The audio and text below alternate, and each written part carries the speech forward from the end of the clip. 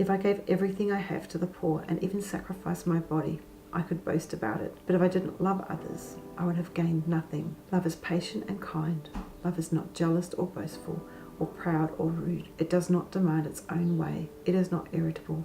It keeps no records of being wronged. It does not rejoice about injustice, but rejoices when the truth wins out. Love never gives up, never loses faith, is always hopeful, and endures through every circumstance. I think in today's society, love is very selfish. And I think that we really base love on feelings. One of the things I've learnt as a Christian and just growing up through, I guess, the last 28 years is that if I just rely on my feelings, then I'm going to be really selfish because it's all going to be about me. One of the biggest things for me was when I used to run a girls' Bible study group way back when the kids were really little, and I was only in my late 20s and I was still a fairly new Christian, I'd say, and I just hadn't learned a lot about some of those really nitty-gritty things about who God was.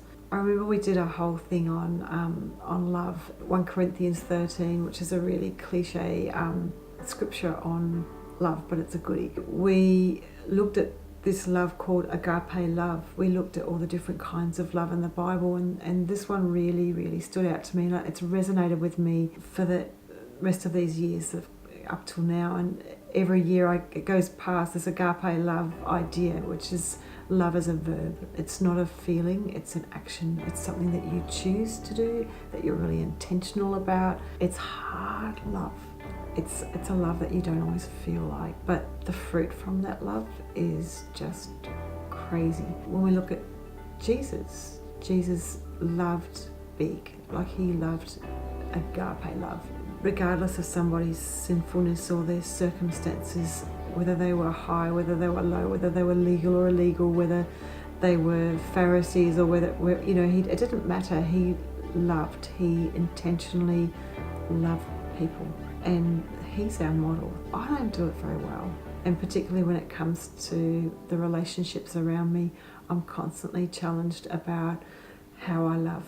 And if I get too wrapped up in myself and how I'm feeling, and if I'm having a bad day, or if I feel like someone's offended me, then it can become very selfish. But if I think about, well, am I embodying all those things that Jesus talks about as to whether I'm being that person, if I'm being like Jesus was with people? And often I have to pull myself up, but even particularly in my family and my marriage, there's no place for selfish love.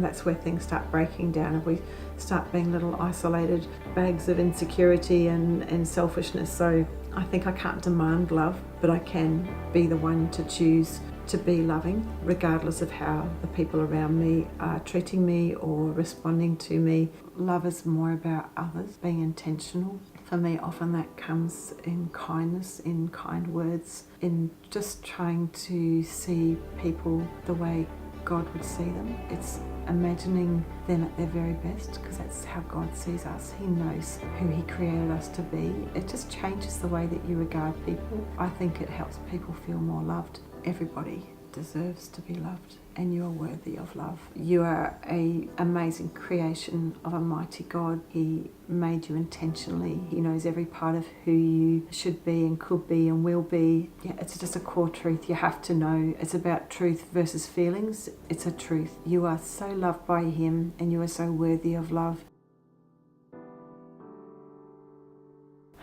I am loving, and I am a woman of God.